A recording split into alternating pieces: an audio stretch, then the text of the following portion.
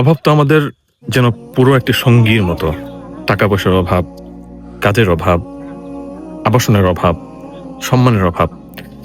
মুসা আলাহিসাল্লামও কিন্তু ব্যতিক্রম ছিলেন না। যখন মুসা আলাহিসাল্লাম মিশর ছেড়ে মাদিয়ানে গিয়ে পৌঁছালেন, তখন তার কাছে না একটা টাকা পয়সা ছিল, না তার কাছে কোনো কাজ ছিল, না তার কোনো স্ত্রী ছিল, না তার কোনো আবাসন ছিল যেখানে সে বসবাস করতে পারে।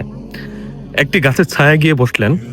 বসার পরে তিনি একটি দোয়া পড়লেন মন থেকে, যে দোয়াটা কোরআন লিপিবদ্ধ আছে, রব্বি ইন্নি লিমা আনজালতা ইলাইয়া মিন খাইরিন ফাকির। ও আল্লাহ, আপনি আমাকে যে কল্যাণ দান করবেন সে কল্যাণের প্রয়োজনে আমি আছি।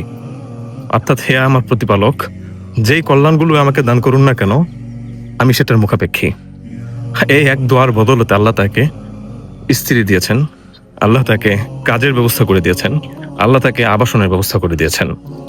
মুসা আলাহিসাল্লামের এই দোয়াটা আমাদের জীবনেও অনেক কার্যকরী হতে পারে যদি এটা আমরা একদম মুসা আলাহিসাল্লামের মতো ঈমান নিয়ে পড়তে পারি। আমাদের অভাবে এই দোয়াটা ইনশাল্লাহ অনেক কাজে লাগবে। আমি দোয়াটা আবার পড়ছি, মুখস্থ করে নেবেন।